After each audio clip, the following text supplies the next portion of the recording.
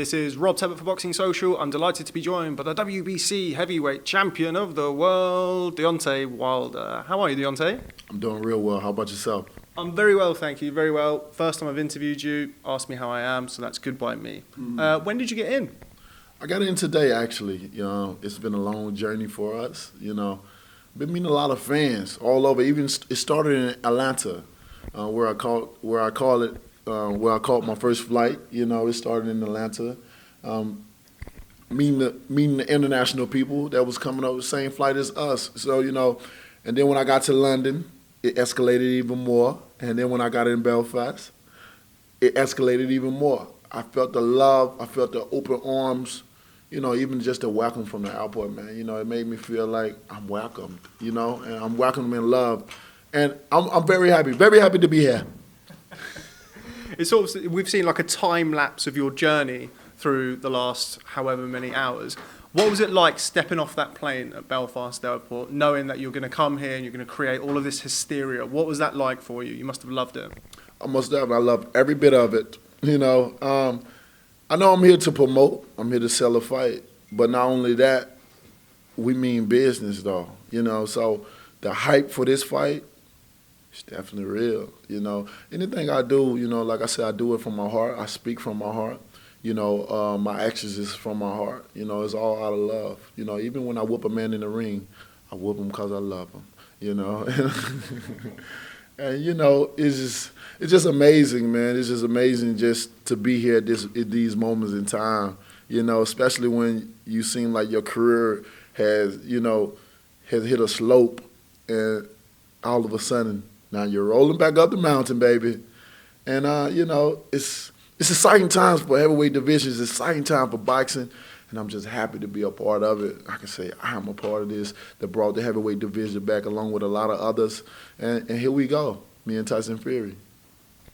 Tell me a little bit about the slope. To my knowledge, you just come off a career-best victory. What's been the slope? Well, the slope is, not getting the fight where everybody wants to see, and that's me versus Joshua, That was something that was been escalated for over 3-4 months, So when you have something that takes that long, you still think about it. Although we've moved on, my mindset is good, but you still talk about it because people still brings it up, of course. And the thing about certain things, when you leave things in the past, it's good to let them stay in the past, because when we revisit the past and bring it up, we start to feel those emotions again.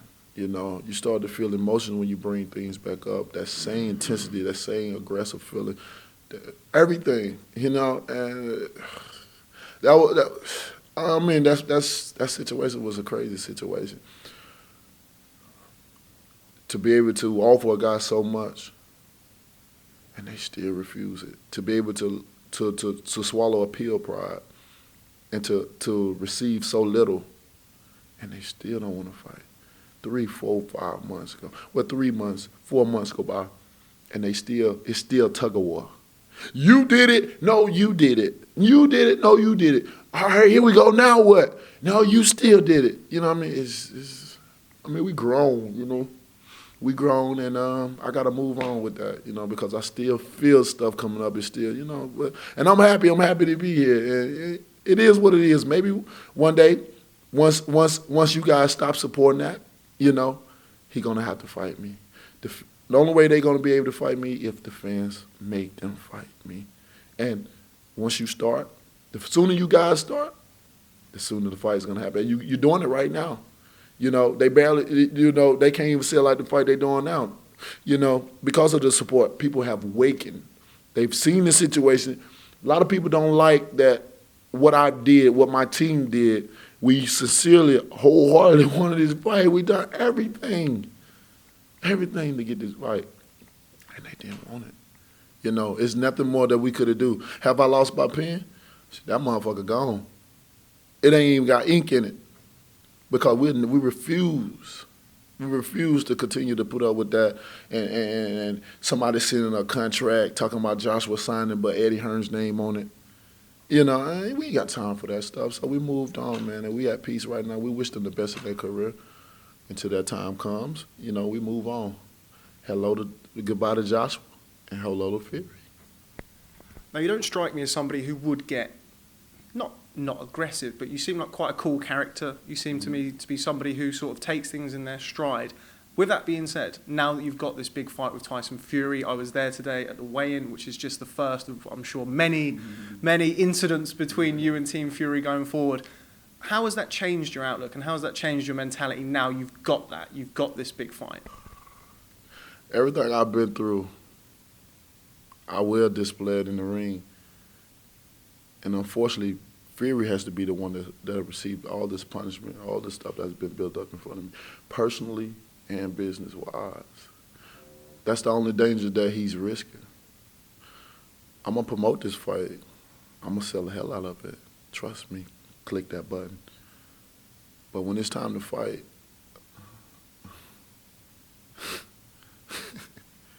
y'all know what I do. I'm very good at what I do. There's no playing around. Everything I've been feeling for these past couple of months will come out. And this ain't gonna be good. It's not gonna be good for Tyson Fury, you know. So I hope that he's taking all this situation. I hope he take the opportunity, you know. I hope he takes it real as I take it real. I hope he takes training real as I'm gonna take it real. And I hope he take this situation real, because I mean what I say. You know.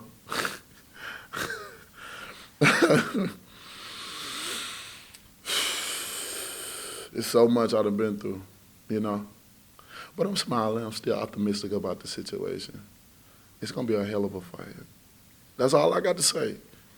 If people just think we just doing this just to up one on Eddie them or whatever, they sadly mistaken, you know. This is for us. This is something that's been brawling for a very long time, you know. It's something that we've been talking about even before both of us became champion. We've been talking about this, so it's only right that it happens now. God working in mysterious ways, you know, and thank God that it's time. Now, you say that this has been a fight that's been rumoured for a long time, been spoken about for a long time. One of the probably more iconic moments that it came to pass was when Tyson Fury got in the ring and you did that face-to-face. Now, that was 2.5 years ago, 3 years ago now. How are things different now than potentially they would have been if that fight would have taken place then?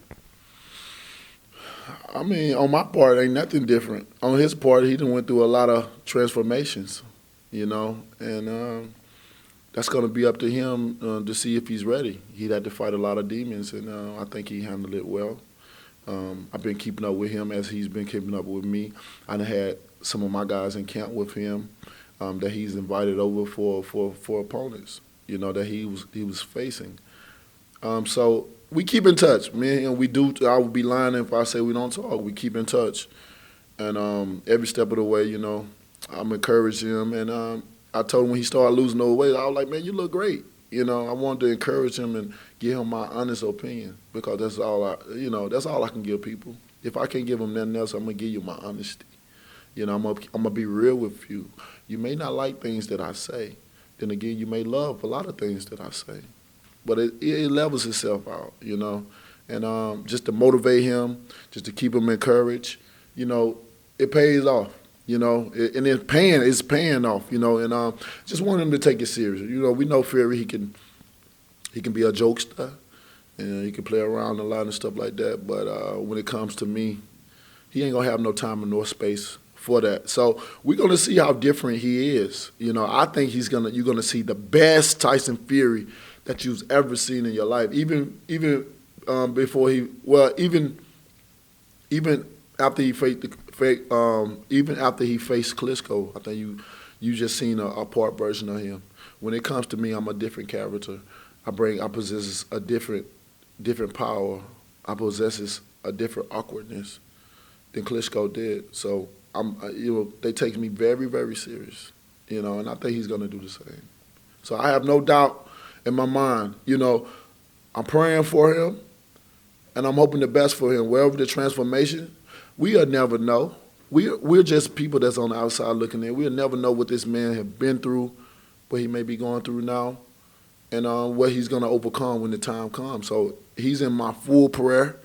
And, although we got a fight that happened, I still wish the best for him, and I want him to turn up the best Fury that the world has ever seen, because Deontay Wilder is going to bring the best bronze bomber that the world has ever seen. Now, you mentioned that you're the same person as you were those years ago when you got in the ring. I will humbly disagree with you. Mm-hmm. Your last fight against Luis Ortiz, you were forced to show things that you hadn't shown before in your career. You were hurt, you had to overcome adversity, and you scored a knockout against one of the most avoided, if not the most avoided, heavyweight in the division. How beneficial was that for you?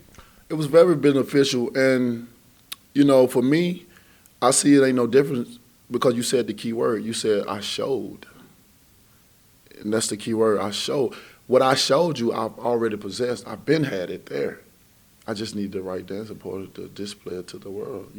Luis Ortiz allowed me to show a lot of different things, because he was a different set of, he was a different caliber of fighter. He have a different set of skills, than the rest. You can tell he's different. He's a unique fighter amongst the rest of them in this division. That's why he's the most avoided, and that's why he was considered the boogeyman of the division, And with that fight, I think that really just, after all the fights that's going to start for the Stavern fight on up, me accepting Ortiz, him getting, called for doping, and me still coming back in after having another fight saying, yo, I want you, I think that spoke volumes on my behalf. People really saw at that moment in time, like, Deontay Wilder ain't playing. He really wants to fight the best. So I took the opportunity, I took it, and I gained a lot of respect, and I gained a lot of fans for that, and I'm glad we did it. It was a lot of people that was nervous about that fight, which I don't blame him. He's a dangerous guy. At any given time, that could have been me, what I did to him. I mean, he almost came close, and that was a great experience for me. I needed that, to fight one of the most dangerous guys in the heavyweight division, the most skillful guy in the division, and to be able to not only beat him but knock him out in devastating fashions, that gave me even more confidence in this. Man, nobody is better than Ortiz. I don't think so. Nobody but I. And if you are, we don't know his name just of yet. But as of right now, I have beat one of the most dangerous, the boogeyman in the division. Throughout your career, you've had accusations leveled at you, or potentially you don't feel like you've had correct me if I'm wrong, but potentially you don't feel you've been given the credit that you feel you may deserve in your career. Was that part of your reasoning for fighting Ortiz? You would have been easily forgiven for not fighting a guy who'd failed a drugs test. He's already avoided. You had, at the time, the Anthony Joshua fight seemingly within your grasp. Was that part of the reason, wanting to show people who had doubted you throughout your career? Most definitely. That was a major part of the reason why I still accepted to fight him after we revealed what he was doing, The thing about it, I know a lot of these fighters doing a lot of stuff because I know them. I ain't gonna reveal that so much, but I know a lot of guys that's doing that in this division, and they need to stop, But that was definitely one of the reasons, because a lot of people, they don't never give me my credit. They don't never give me credit for who I fight. They didn't even give me credit for Luis Ortiz, although he was doping. Like I said, I fought, it was man versus machine, and I still didn't get my credit. Oh, he was old and then, but yeah, tell your favorite fighter to fight him. Or if he is your favorite fighter saying that, then get in the ring and fight him. You got me. I'm sold off Ortiz. If somebody beat Ortiz, they got me. I love to fight you. That's but I forgot what we were talking about.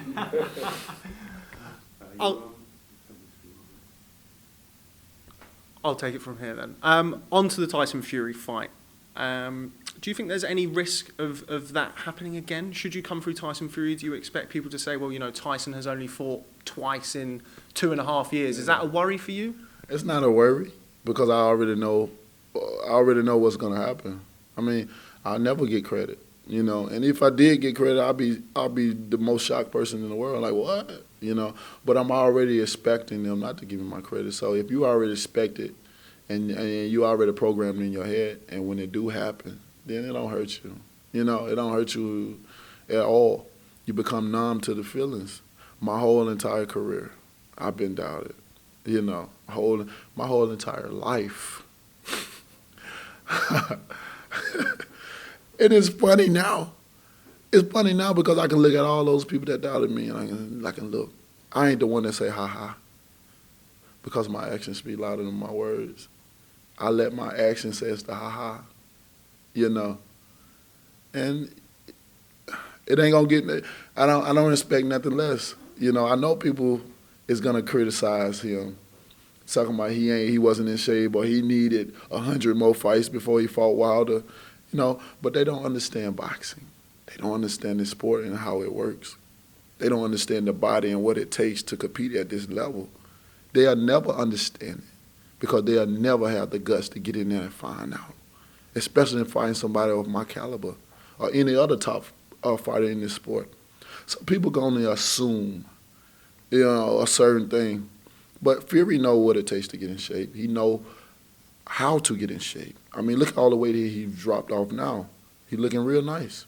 You know, so I think he's lesser weight than he's ever been, probably. You know, I'm just guessing. But he know what it takes, you know. He know how many weeks, how many months he need to prepare to get ready, especially for me. So, you know, Fury going to bring the best of Fury, and I'm going to bring the best of me. But I think also it all depends on what we both display in the ring. If he come in that thing and come out with a devastating fashion and stuff like that, and he still end up getting beat, then it may be a little bit different. People may, you know, Fury, you know, he's still, but they out now. They still gonna discredit me, but they gonna say it's a good fight, and that's all I want. You can discredit me, but longest the fight lived up to the hype, then I'm satisfied. You know, long as I got the knockout, then I'm satisfied. Even if I got to win, I'm satisfied. But the knockout is just a special. It's the beauty to it. Okay, Deontay. Well, final question, because I do appreciate your time. You've travelled a lot and you've done a lot of media today, so I do appreciate it. Just final message, if you will. I'd like you to give a message to 3 people. Okay. So I'd like you to give a message to Tyson Fury. I'd like you to give a message to Anthony Joshua. And I'd like you to give a message to Eddie Hearn. Okay. I mean, to all of the above, or to whomever this may concern, which we know is Tyson Fury, Eddie Hearn, and Anthony Joshua. So let's just make it clear right now. You know, for me, coming here has been a blessing for me. You know, to be able to travel the world, to see different cultures, to see different countries, whether I'm in London, whether I'm in Manchester, whether I'm in Sheffield, or whether I'm here in Belfast. You know, it's always a privilege. It's always a blessing to be among a different culture. And I have to thank those guys, you know, because without them, people wouldn't know who the Bronze Bomber is. You know, without them, people wouldn't, you know, have such an exciting guy as myself with my character in the sport to support. Without those guys, I wouldn't get this open arm welcome here, you know.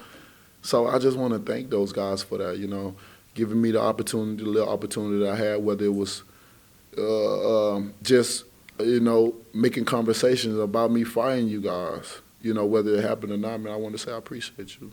And many blessings to you guys, and I wish nothing but blessings and prosperity from now and throughout your careers.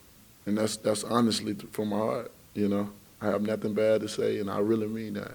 No matter what have happened, no matter what bridges have been burnt, I'm sincerely about that. I wish them nothing but the best, and I just want to thank them. Okay, well, Deontay, tomorrow is going to be one of the very first times I wish I was watching at home instead of watching at ringside so I could hear your commentary.